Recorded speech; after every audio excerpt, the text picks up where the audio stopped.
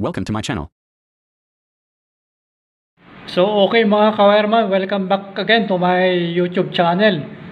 So shout out sa atin lahat mga ka-wireman ha.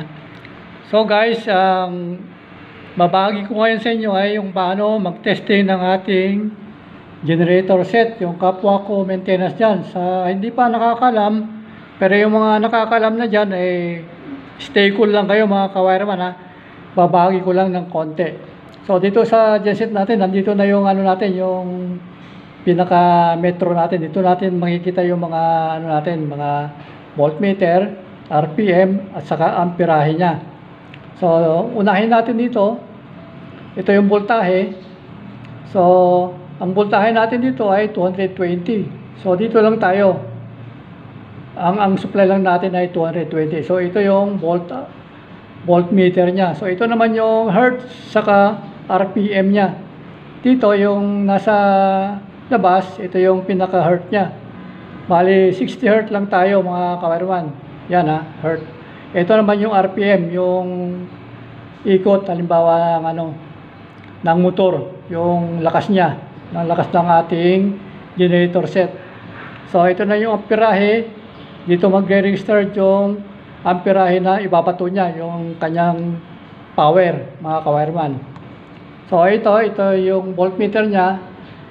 May nakasulat na line 2, line 1 saka line 2. Line 2 saka line 3. Igaganyan mo lang siya para makita mo yung voltahe ng bawat linya nito. Kasi ito ay isang 3-phase mga ka-wireman ha.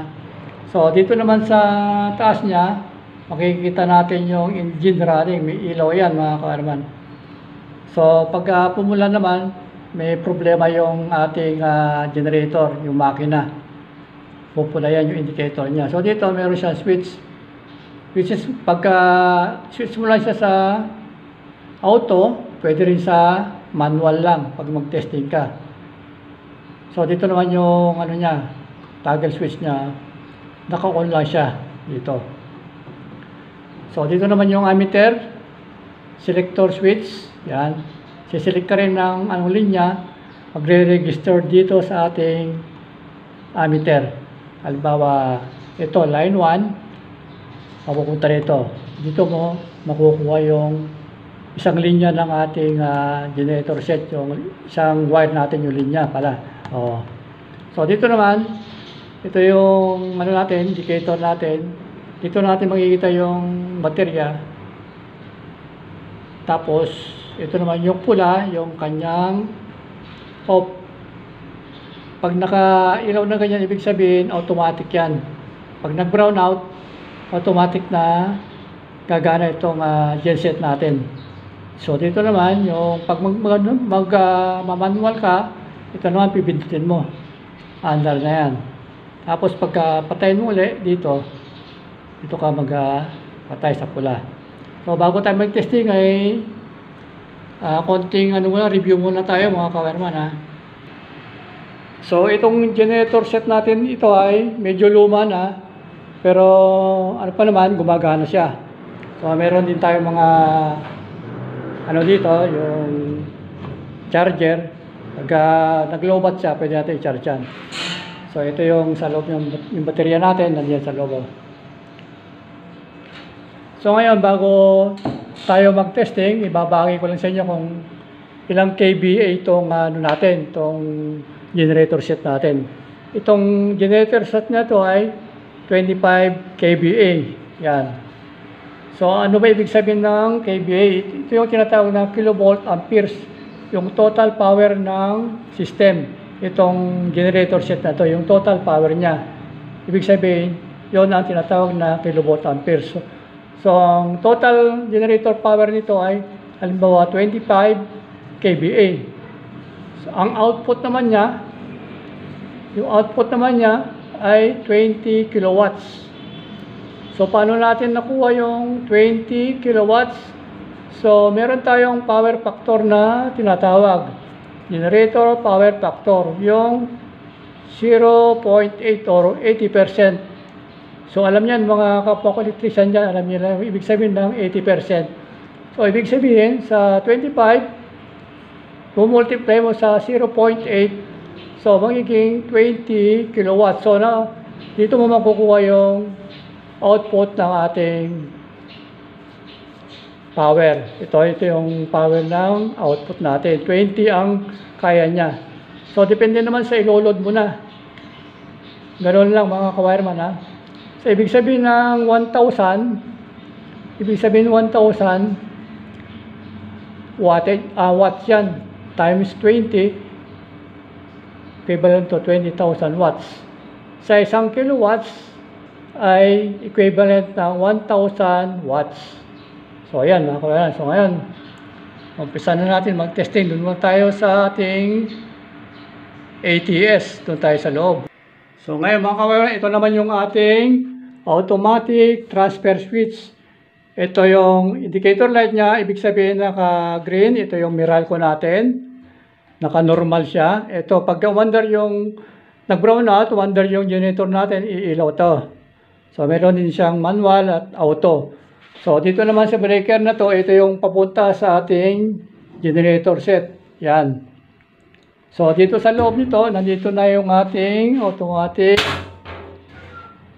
So, yan. Ay, nandito na yung ating automatic transfer switch. So, ito, makikita nito, ito yung galing ng Meralco na kable natin. Punta sa taas. Ito, iikot to pag ano. Pagka naka-on to, gano'n siya. Ito naman yung ating genset. Ito. Ito yung genset natin. Pupunta sa yung galing ng breaker natin. Ito. So, ito yung supply natin. Ang supply nito, dito naman dumaan sa ilalim, sa gutter natin, at pumunta naman dito sa emergency panel natin. So, ganyan ang sistema ng ating automatic transfer switch. So, meron siyang main. Ito yung mga branch niya. So, konti lang kasi hindi naman malaki yung ating generator. Nasa 25, ano lang siya, ABA. So, konti lang yung ating load. So, ngayon ay, ano natin, magte-testing na tayo. Ang gagawin natin, itong breaker na to, ibaba muna natin kasi hindi naman nag-brown out. So, dry run testing lang tayo. So, ibaba natin to. Pupunta tayo dun sa generator set. Testingin natin kung under yung ating genset. So, nandito na tayo sa ating genset. Ngayon, i-on na natin. Pindutin natin itong green.